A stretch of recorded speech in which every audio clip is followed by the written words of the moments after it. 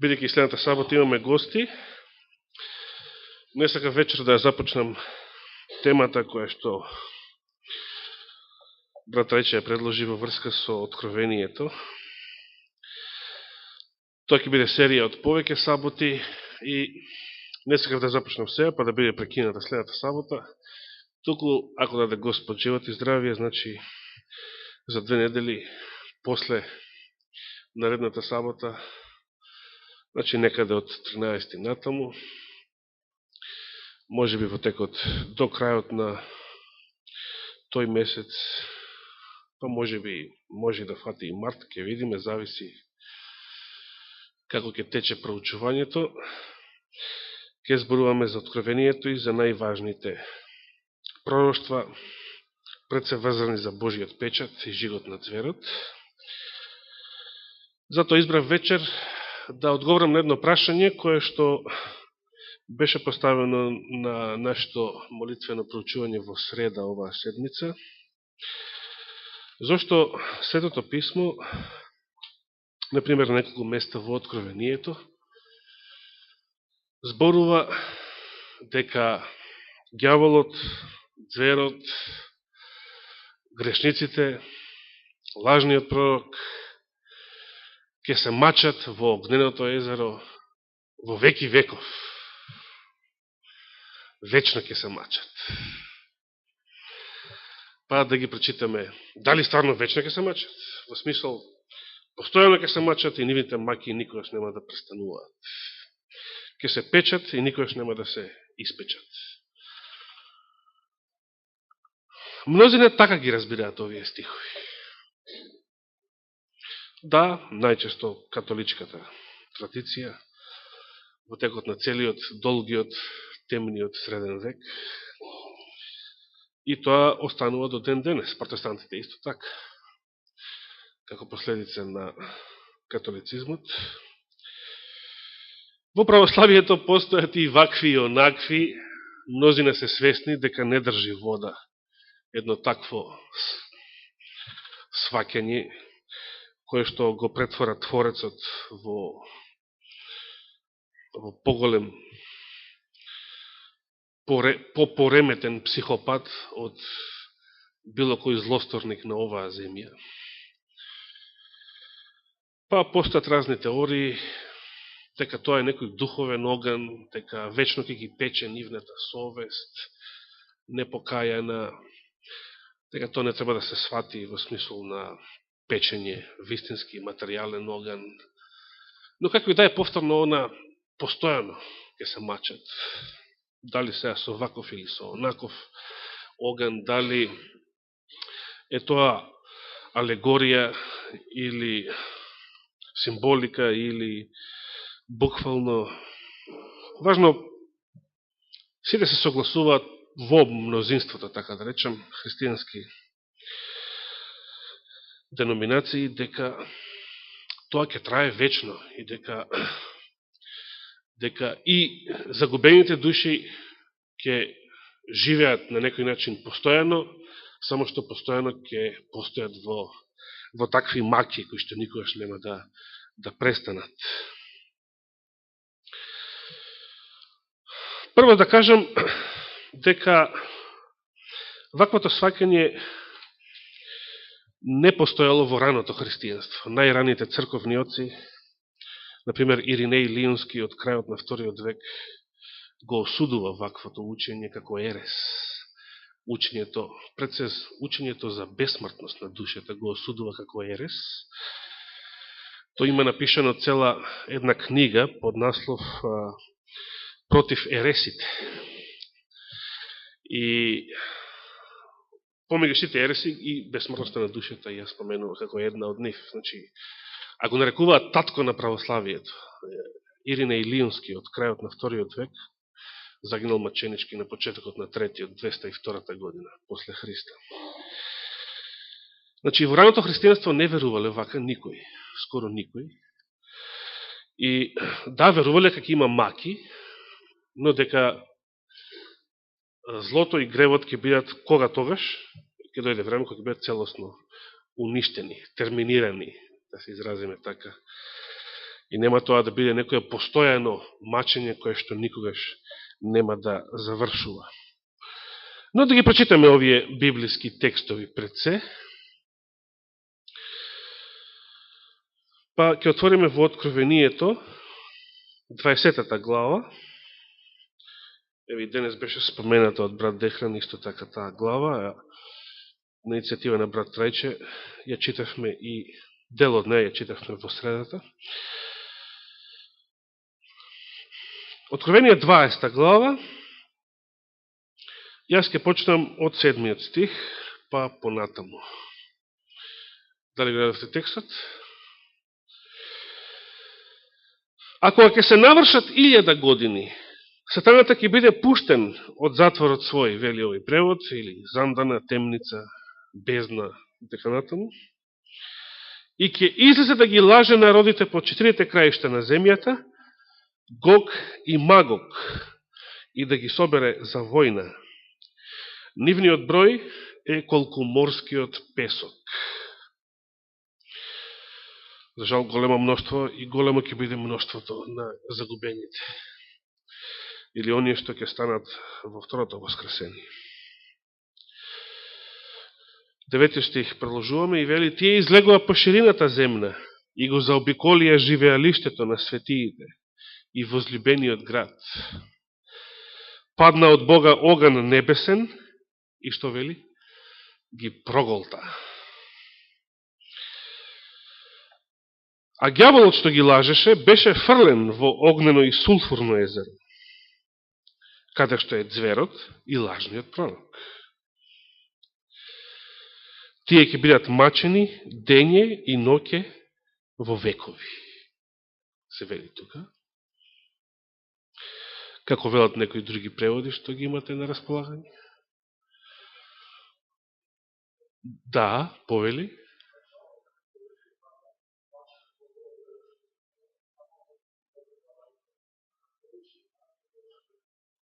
Довека. Или, како што вели, довјека, Караджич, со јекавски дијалект, добро. Константинов, како вели? Во веки веков.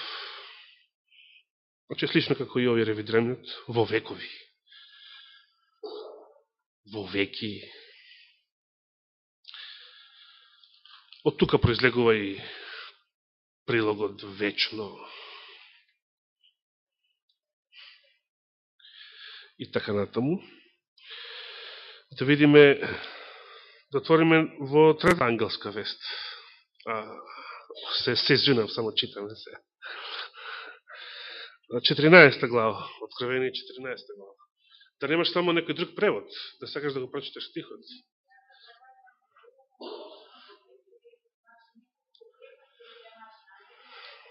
Добро. Има, да, ние нешто кажавме во средата, меѓутоа не докажавме све. Значи да немаш некој друг превод? Немаш некој друг превод, не. Константинов, ти го имаш, добро, тоа Борче веќе го прочита. Некој трет јазик, до сега, имаме Библија на некој трет јазик, на влашки нешто имаме. Како? Векови. Значи исто, како до сега имаме иста мисла.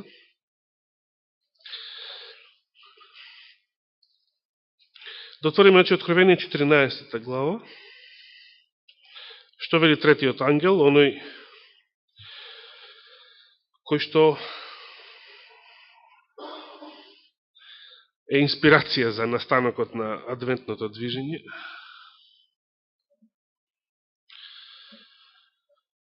И трет ангел по него, по вториот, наиде, зборувајќи со висок глас. Кој ќе му се поклони на зверот и, ја кречем на ликот негов, не на бистата негов. Тоа не мора да биде нешто од материја изградено. И прими белек или жик на челото свое или на раката своја, тој ќе пие од виното на јароста Божја, вино неразводнето, излеено во чашата на неговиот гнев. и ќе биде мачен со оган и сулфур пред светите ангели и пред јагнето. Видите, ние не можеме да избегаме од материјалниот оган. Значи, како што споменав, некои обиди, па тоа е символика, па тоа е некој духовен оган, па тоа се мисли на нивната совест, ќе ги пече постојано. Не, Библијата е многу јасна и католиците убаво се сватиле дека е тоа оган, баш оган, само што погрешно сватиле дека тоа е нешто што постојано ќе трае. Од каде знаеме дека е материјален оган? До сега почитавте дека гледате на многу места се споменува еден хемиски елемент. Се споменува сулфур. Каде на друго место се споменува тоа? На Содом и Гомор. Но да го дочитам само говорот на третиот ангел, неговата порака. Кај беше третиот ангел? Затоа намерно не ви кажа. Ја ви ја кажав главата, да. Иако ни таа не смеев да ви ја кажам. Добро, 11 стих. Димот од мачењето нивно, тук споменува дим. Дим повторно упатува на оган. На вистински оган. Ке се издига во сите векови. Нема да имаат мирни дења ни ноќе оние кои ќе му се поклонат на зверот и на неговиот лик и што ќе го примат белегот на неговото име. И така натаму, тука е трпението на светиите, тука се оние кои ги пазат заповедите Божии и верата во Исус. Интересно е што Библијата го споменува сулфурот. Би можело да кажеме многу работи и за него, но јас не мислев сега да држам предавање по хемија тука. Иако може да се зборува на таа тема, во средата беше поставено и прашање колку изнесува една стадија, па колку е голем новиот Ерусалим. Ке има друга прилика кој ќе го одговориме и тоа прашање, значи некои такви занимливости. Интересни се за проучување, како и особините на самиот сулфур. Меѓутоа, повеќе сакаме да го разбереме она што Библијата го сака да го пренесе како порака во врска со оваа тема. Каде се споменува уништувањето на Содом и Гомор? Во која глава, се сеќавате ли? Во која книга, може би, не треба да ме прашам. Во која книга се зборува за уништувањето на Содом и Гомор? Како? Трајче како? Која Мојсеева? Па прва се разбира. Која друга? Во чие време се случува уништувањето на Содом и Гомор? Лот, Аврам, значи тие не може да бидат во втора. Тие се многу векови пред втора Мојсеја, пред Мојсеј. 19 глава, точно. Па и отвориме таму, да видиме што ни информира Библијата. Секајам кога прв пат се обидев да читам Библијата, ама од Стариот Завет, прво почнав со Новиот, исто така, но потоа решив ќе се читам од Стариот Завет. И почнав, и знаете до каде издржав да читам? До 19 глава, значи до Содом и Гомор, и потоа престанав. Се разбира, подоцна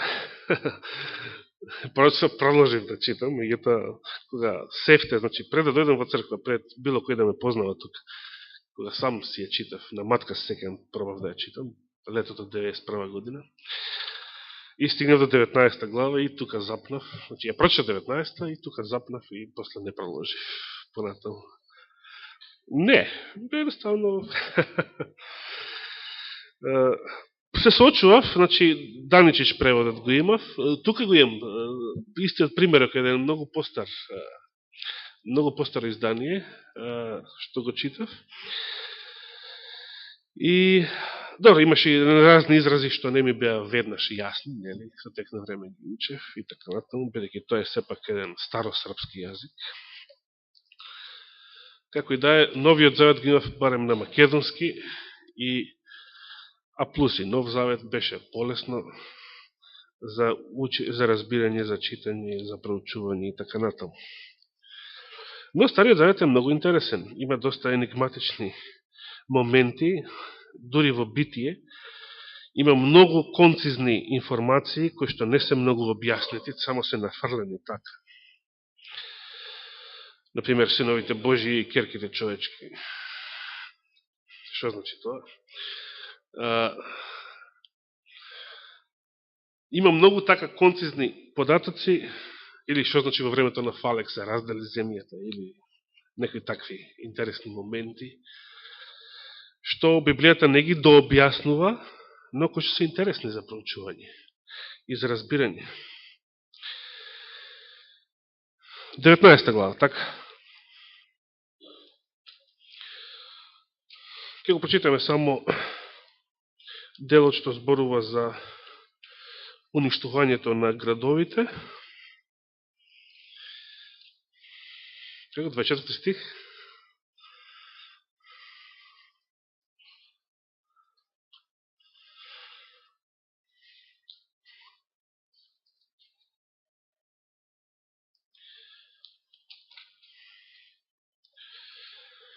Иако интересно е за ова глава, може да се одржи цела проповед. Неодамна, мислам, лани слушахме со Борче една проповед од Реде Карло. Тазе проповед ланска. Мислам, тогаш беше тазе. Во врска со Содом и Гомор. И само анализата на текстот, што разговараат Лот и неговите сограѓани, да не употребам сега некој збор што може би нема да ви се допадне. Само да анализата на текстот, Реде Карло искупа такви податоци, кои што многу убаво ги поврза со денешното американско општество. И на крај ми се допадна кога рече: браќа и сестри, Господ ќе ја посети повторно оваа земја, како што го посети Содом и Гомор.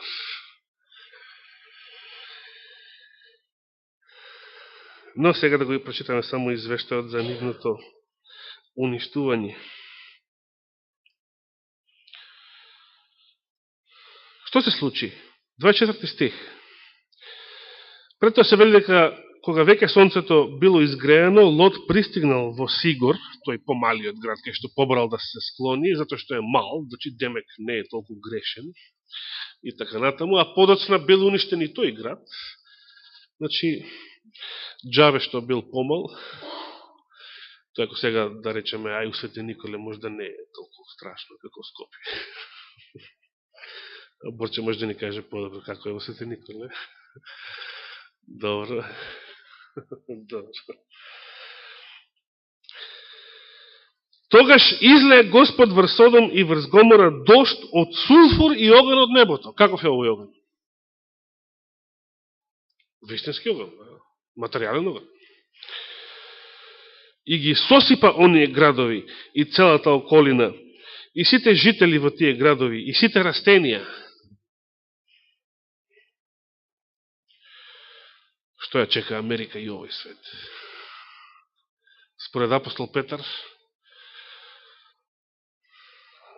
сегашните небеса и земја се чуваат исто така за уништување, ама не со вода, туку со оган.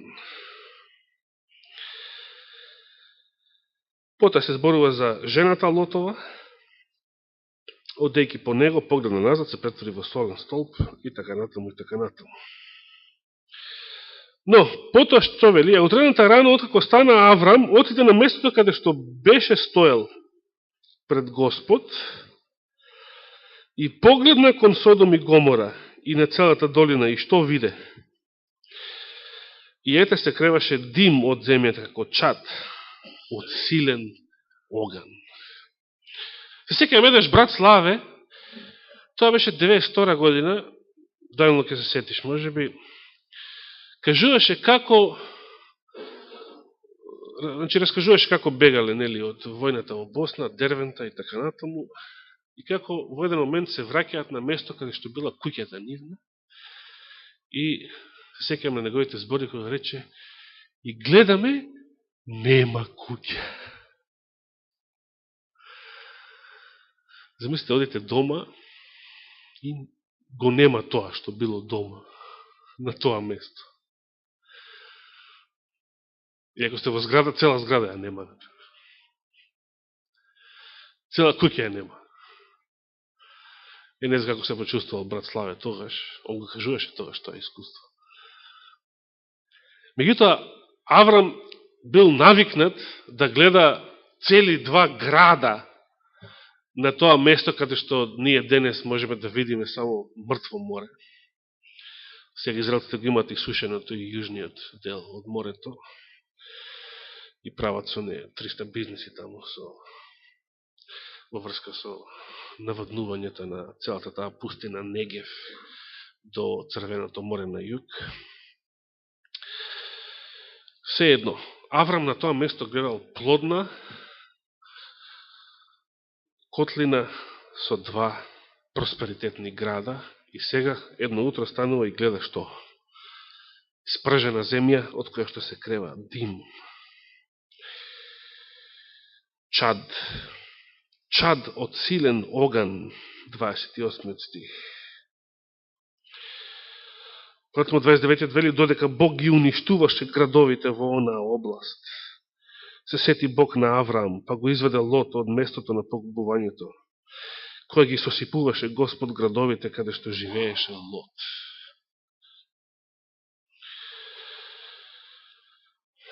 И сега би сакал да прочитам коментар. За жал, многу што може да се каже за оваа тема, а ќе немаме време. Коментар од апостол Јаков во врска со овој настан.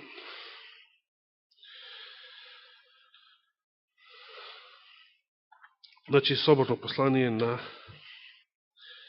Јаков,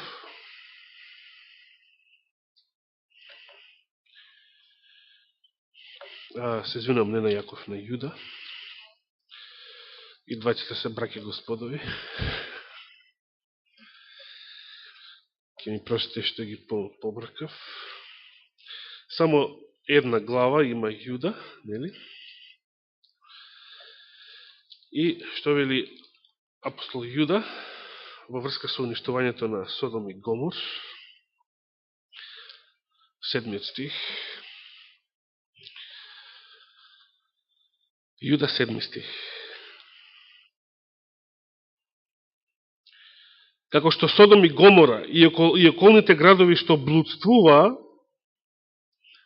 а на ист начин, како и тие, одеа по друго тело, односно, ова не е убаво преведено, тука се зборува токму за содомијата. Значи, одеа по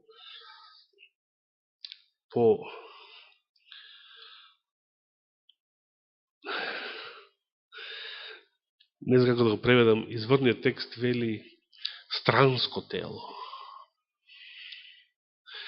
Значи, ако маж оди со маж, тој оди со странско тело. Така да рече, нешто неприродно. На тоа се мисли. Стана пример со тоа што беа казнети, со што? Со вечен оган. Јуда вели Содом и Гомор биле уништени со вечен оган. Меѓутоа тие не горат ден денес се уште. А сепак е наречено тој оган, многу материјален оган, со сулфурот во него, што го прочитавме исто така во Битие, 19 глава, е наречен вечен оган. Зошто е наречен вечен оган? Зато што се вечни последиците, токму така.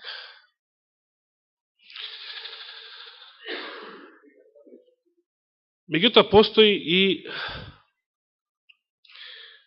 Тука сакав да кажам и сликата со зашто огненото езеро како поинако е наречено во Новиот Завет, Гехена, што тоа значи. Во Новиот Завет, во Евангелијата, исто така, самиот Христос зборува за неизгаслив оган. Па дури вели за, ќе испадне дека и црвот е бесмртен, че има црв што не умира и оган што не се гаси. Но не се работи за бесмртни црви. И што значи неизгаслив оган? Да, а зашто постојано на југозападната страна од Ерусалим, постојано, тоа е било таа земјата на Хиномовите синови, постојало да е на депонија каде што постојано горел оган таму. Зошто? Зашто постојано секој ден фрлале, ерусалимците фрлале ѓубре таму. И додека се фрла ново ѓубре, тој оган постојано гори. Постојано гори. Тој оган е неизгаслив, затоа што постојано му се фрла гориво. Значи, неизгаслив затоа што никој со црево не го гаси, за да го спаси ѓубрето од согорување. Затоа е неизгаслив. На тоа се мисли. Никој не може да го изгаси додека не се заврши работата. Но Господ нема постојано да фрла грешници во него. Еден ден ќе заврши. И бројот на спасените, и бројот на загубените. И кога огнот ќе заврши својата работа, тогаш не може да гори постојано после тоа без гориво. И тој сулфур не може само од себе да гори. Кога и за сонцето велат, и за звездите како го иструшат тој водород што го имаат како погонско гориво, нема постојано да светат.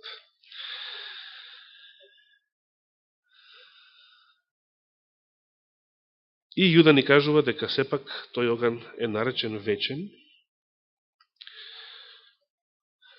затоа што се вечни последиците, а и оно што го рече сестра Стенета, сакам и сега да го кажам, да не оставаме за друг пат. Господ вели, ако се сеќавате, оној слуга кој што знаел, а грешал, така да парафразирам, знаел повеќе, а грешал, тој ќе биде многу биен, а оној што знаел малку, а грешал, ќе биде малку биен, кому повеќе му е дадено, повеќе ќе се бара од него и така натаму. Се сеќавате на тие зборови. Значи, кога сите грешници ќе бидат уништени, како прво сите нема да се мачат исто време. Значи, има гадови кои што ќе се мачат подолго од другите грешници. Например, така наречената вампирска елита, од мене е вампирска елита, од медиумите, тие ќе се мачат многу подолго од обичните грешници.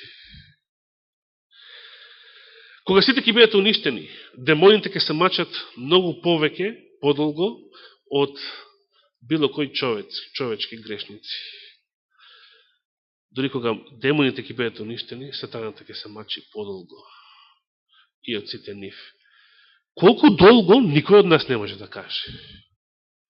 Тоа може да биде и векови, но тоа не е битно.